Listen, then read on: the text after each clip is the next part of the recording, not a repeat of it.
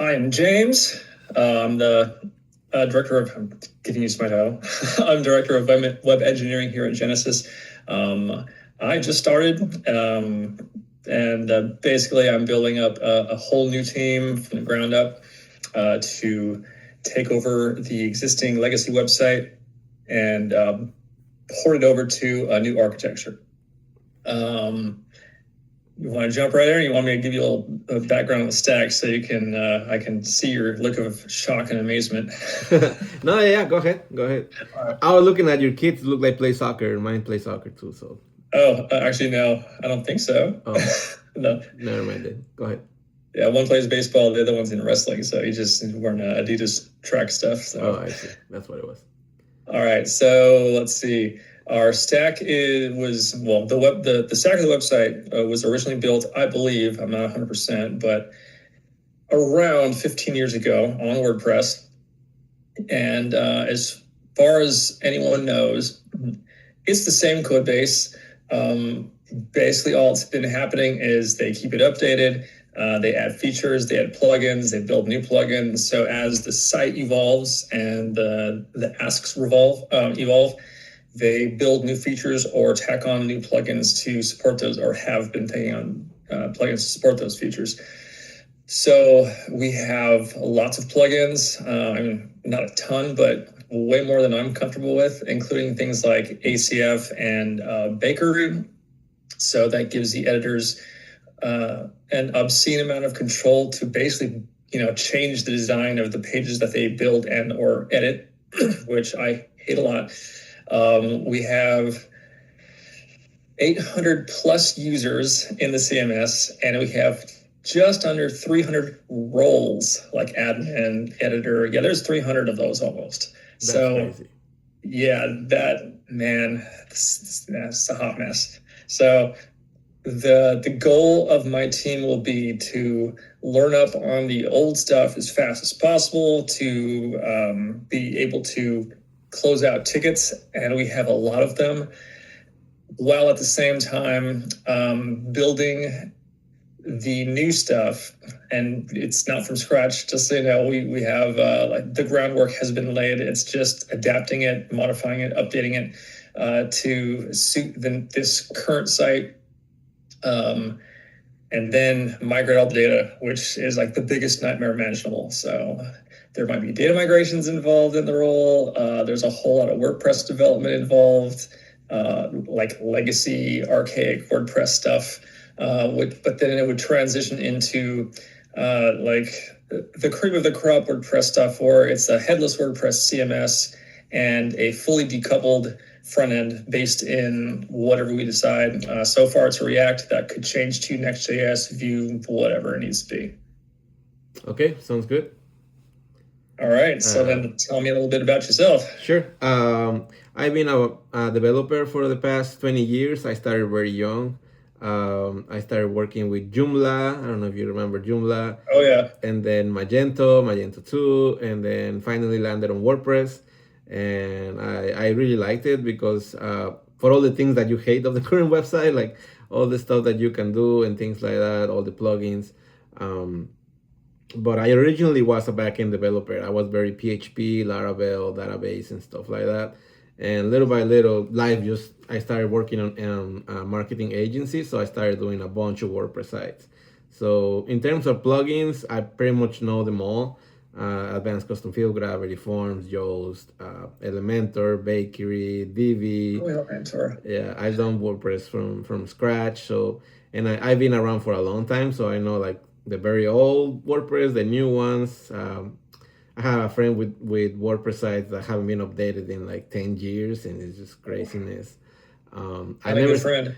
I've never seen a WordPress site with that many roles, though. That is new.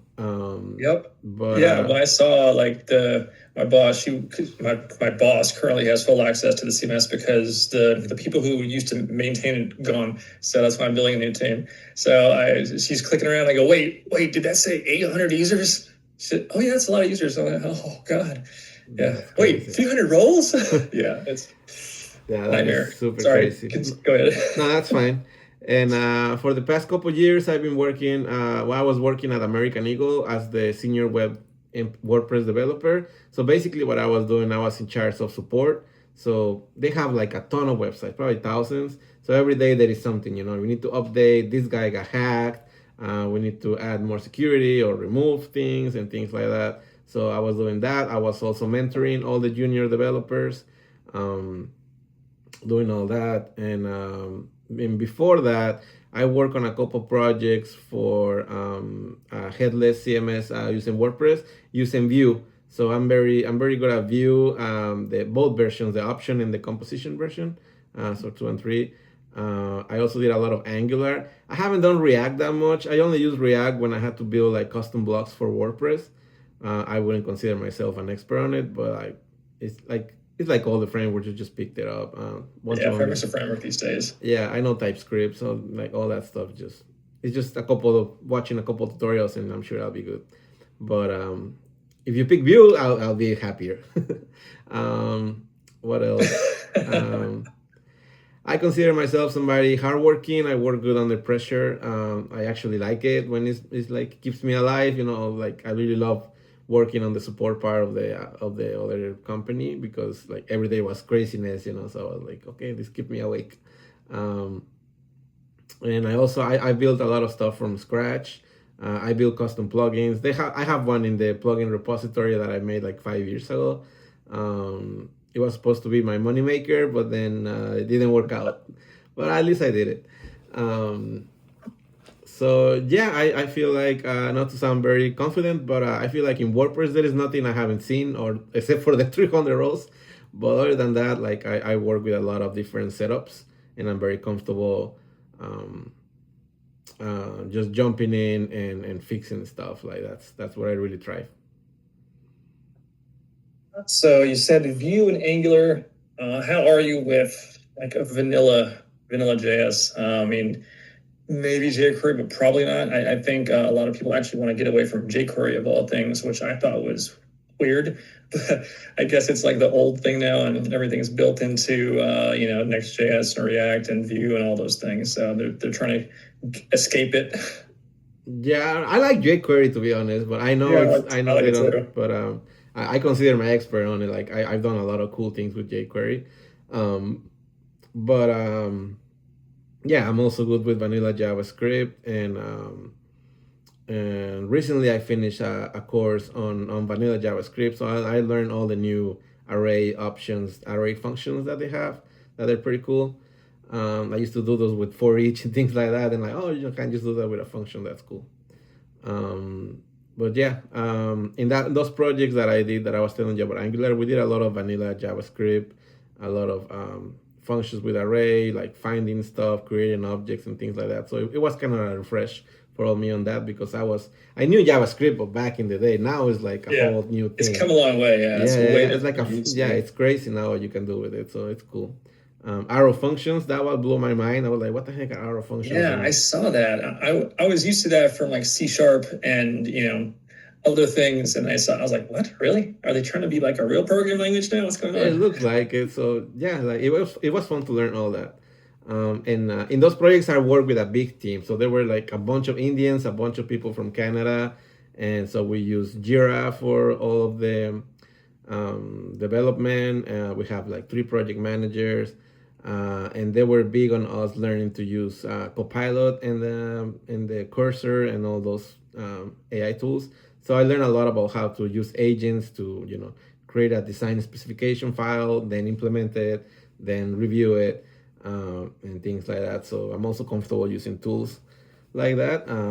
Copilot, I use it every day pretty much, just to give it a quick review of my code and see if you see any issues, or backwards. Can you implement this shortcode, and then let me look at what you did, because sometimes it does weird things. But yeah, I feel like it has enhanced a little bit my way of programming in terms of speed, and research. There were a couple of APIs that we were to use, like the UPS one and FedEx one, and it was really cool to tell ChatGPT or Google, can you read the API and let me know how do I get rates for this specific, and then it will tell you, like here are some examples. So that was very cool. How much have you done with AI, and what have you used? Like So just to give you an example, I was doing generative AI since probably 22, 23-ish, something like that. So just, I've got like my own local rig. And so I've got models that just kind of like just playing around with this. So like they'll look through the internet and they like look at Amazon, go through Google Images, stuff like that, and look at things and learn like, what is this? What is that? And then I can say, okay, now show me, like, draw one of this, draw one of that. So that's what I was doing for years. And then I was, I'm an old school programmer. So when people were talking about AI this, AI that, I'm like, I don't care. If AI can do it, I can do it too, which is true, sure. But then it was mandated to be used at my last company. So I'm like, cool, I've been using it anyway.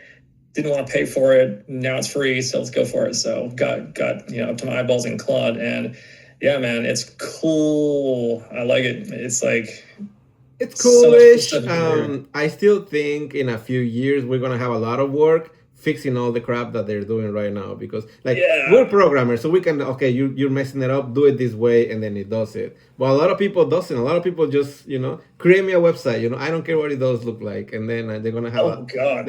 so we're gonna have a lot of work fixing all that crap in a few years, I'm sure. So here's a scenario that you might run into that I ran into with my last team. So, and tell me how you would handle it if you were one of the developers. So you have access to Claude. We didn't, by the way, when we had to handle this shit show. Sorry, but so like the head of the company, not my boss or my boss's boss, like the CEO, like the founder of the company. He came at us with an HTML file and said, you open it up and it's got all the images. It was in a zip and it's like the new homepage. And he goes, build this. I'm like, where did this come from? Oh yeah, I was vibe coding last night with GPT or something stupid like that. And like, okay. And it's a whole new homepage, completely different design than the entire rest of the site, like dark instead of light. It's crazy. It's got all these animations and stuff like that. So he's like, okay, we need this on the site tomorrow. Literally, and this was like 10 a.m. has to be on the site tomorrow, which in my mind, as the architect and dev manager, that means we have to have a code complete by tomorrow morning, right? At the latest, maybe noon, so we can push it out at 2:30, because we don't do pushes after 5, which we ended up having to anyway that day. But how would you, if you were one of the devs on that team, and I didn't force anyone, I was just like, if you guys can do it, we can do it. If not, I'll tell them, sorry, we can't do it. And, two of my guys just stepped up, so let's go, man. So how would you handle it if you were one of those guys who volunteered for that? Well, if I was one of those guys, I'll think it depends. If It depends. It depends on the mock-up. If the animations are too crazy, I'll try to push back a little bit on that. I was like, I'll have your website done. The homepage. I'll probably create a new template and just use a lot of JavaScript and CSS. I'll try to use probably a CSS framework like Tailwind or something to get things moving faster. And then I'll try just to create it without the animations. And I don't know, it's too much, it's too little time, but also make sure it's good on mobile. But I think it'll be possible. The other option I would say, if he's the owner and he really wants it, I will just scan the code for so any insecurity or any like security risk with JavaScript or anything like that. If not, I will just put the template just like that in a PHP template and put the images in the theme folder, and that's your homepage, and make sure all the links work and things like that. Just run a quick scan of the links. That will be another one, and then work on it, creating it as a real WordPress template, with options to change and things like that. So I'll probably go with that one if the request was like I need it tomorrow because there's, I don't know, ads campaigns of millions of dollars coming this way. Okay, we'll do it that way. If not, like I said, I'll probably just maybe do a dumber down version of the mockup, like without all the crazy animations and things like that, and just get it to look good and go ahead with it. All right. You want to know what happened? Yeah. So there were animations and they were Lottie. and we actually had worked with Lottie one time before, so it wasn't that terrible. But yeah, exactly the same thing. So when I gave my guys the proposal, before I let them say yes or no, we can do it, or no, I'm not volunteering, or yes, I will, I was like, so they're asking me, it was open to QA first. I'm not going to just say, let's do it or not. So I asked them, and they asked all these questions. One of them was, do we have to work it into the existing framework, the existing structure of the website, where it was basically component based? Because we would have to build all these new components because there's not one that's shared. And I said, nope. You can put it in a MacGyver tile, and it can just be straight hard coded. Every single thing can be hard coded. The Lottie is already there at least. So, you just got to figure a way to hard code it into that page. And they're like, okay, that sounds jank. We could probably do the exact same thing if we just, made if we MacGyvered it. I was like, well, what if you just make a flat PHP template for a page template? Like, yeah, we could do that. So yeah, we did that, and the three of us worked through the night into the next day, and it was a front end guy and a back end guy, and me kind of facilitating and doing what I could. And when it was always two people working on something at once, because just the nature of it, you can't have a third guy. So when they were working on something, I took a nap, and then when I came on, I was working with the back end guy. The front end guy would take a nap, and we were rotated. So yeah, we got it done, man. It was great. That's cool. Everyone got 2 comp days after that. Nice. So at least, yeah, I have a few nights of those when I was transitioning from Magento 1 to Magento 2. We have to do all these crazy migrations, and it was like that. We'll just set it to run and we'll fall asleep, and then how we doing? Oh, we're doing good. It was crazy. Yeah, the crazy thing is they were in India and I'm in California, so the time zone thing is crazy. It's like 24 and a half hours. Oh, no, sorry, it's 12 and a half hours. So right now it's 11:47 here. It's like 11:47 plus 30 minutes there. So it's like the exact opposite time of day. And we're like, oh God, this sucks. Yeah, it was funny. They got to see their kids during the day for a change. That's crazy. So weird. Oh man. So one of the things that's going to happen with this conversion that we do is going to be a massive data migration, because I didn't mention this, but when I was talking to the guys that we do have on the team right now, helping out from an agency, how bad I thought the code was, he said, oh, just wait till you see the database. I'm like, oh my God, what are we talking, like 20, 30 tables? Yeah, more.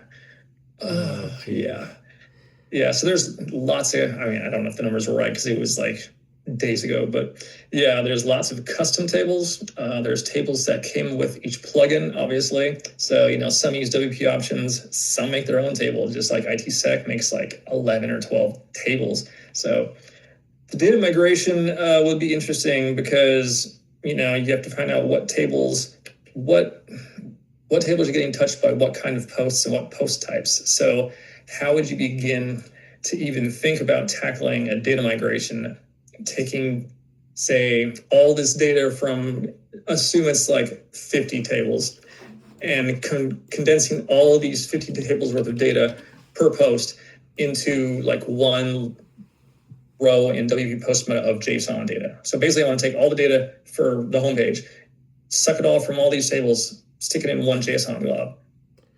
So how would you go about doing that? So I actually did that last year. There is a page called DK Network, DraftKings.com, and they had a huge blog. They have like probably millions of posts, and they were using a really old school system that for every little thing you see in the website, it was a different table, different component. It was just crazy. So the developer before me, he was really good actually. He tried to do it the right way, right? Creating some MySQL, no, they use Postgres.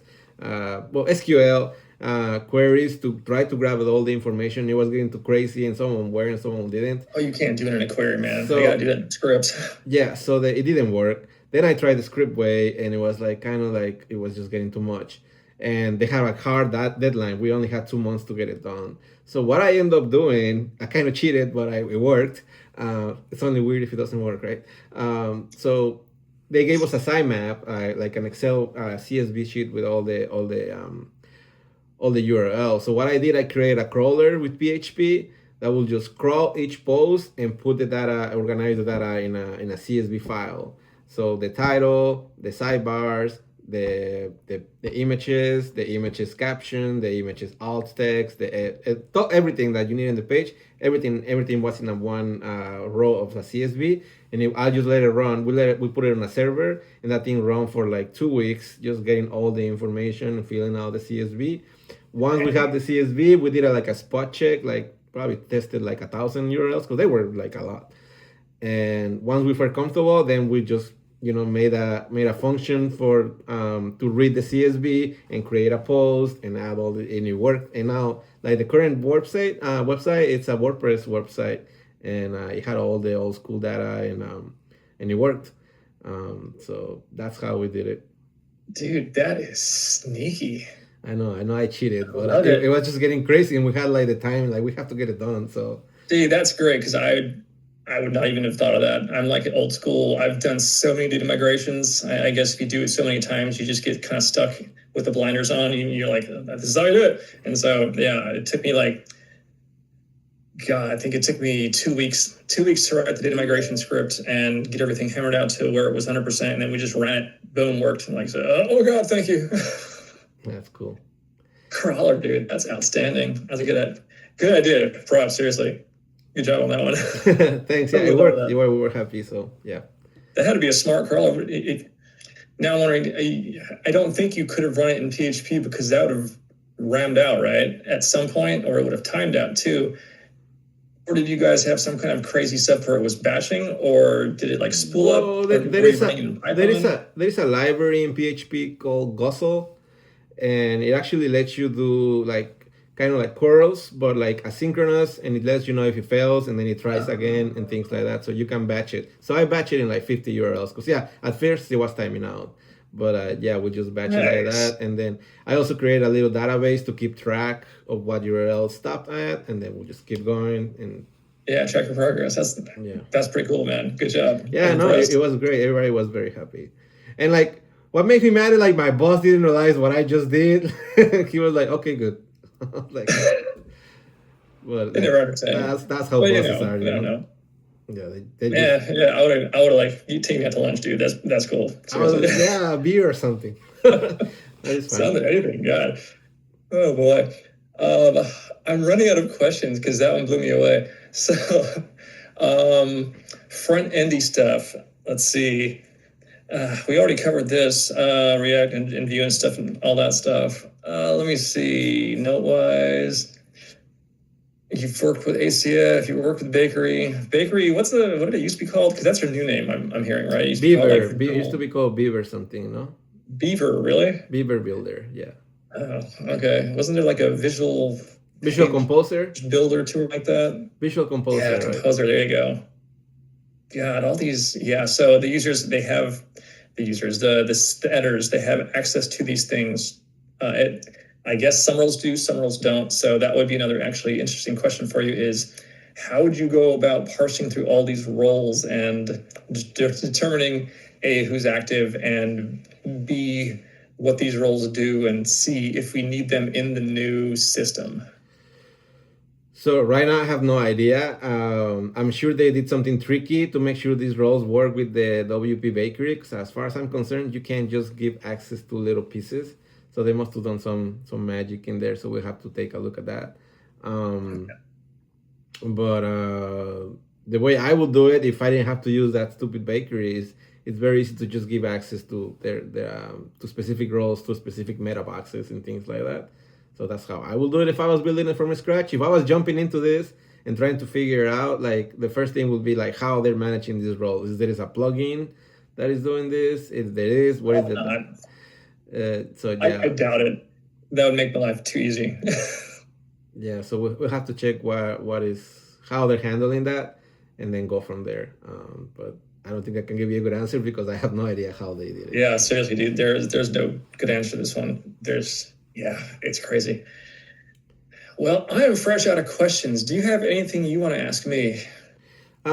Just a couple things. How fast are you guys thinking of hiring somebody?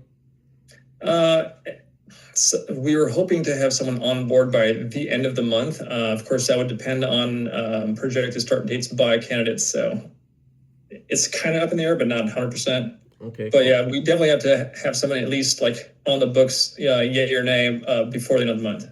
Okay, cool. And everybody's remote, right? Because I look, it says that in Indiana or something, and then you told me you're in California. So Yeah, well, 100% remote, and we've got teams like everywhere. So we've got teams in Austria, we've got teams in the UK, the Philippines, all over the place. that's awesome. I speak Spanish, so if it ever works, you know, need me to talk to somebody, that would work. Nice. And the schedule is 9 to 5 in my time or in your time or I have no idea. I think it's flexible. I think we try to like. It seems like we try to accommodate for people, but in some cases we have to like flex. But for example, this one day I woke up at 5:30 in the morning to do a 6 o'clock interview, and then at the end of the day I had one that ran until like 5:36. So I was basically on the clock from 6 to 6. So I see. Okay. that, but you know, at the same time I'm also ramping up training and stuff like that because again I'm new. So yeah, I'm still learning schedules, but it seems like people are pretty friendly and pretty accommodating and willing to like adjust their schedules as needed. Awesome. I don't know that there's any headquarters to speak of either. Like, what is the core? I think it's just like sometime during the day in America is what I'm kind of getting. That works for me. So basically, we'll be jumping into these tickets and then start working on the migration to the new system. Yep. Cool. That sounds fun. No more questions. All right, cool. Let's see. Next steps. The recruiter will be reaching out and telling you the actual next steps. There'll probably be 2 more people to talk to. Still not 100%, but she will be. She'll let you know. So aside from that, if you have any questions in the meantime, feel free to reach out to her, or you can also email me directly. It's james.taylor@genesis.com. Okay. Sounds great. Well, Thank you very much. Appreciate the time, man. You too. Bye. Have a good one.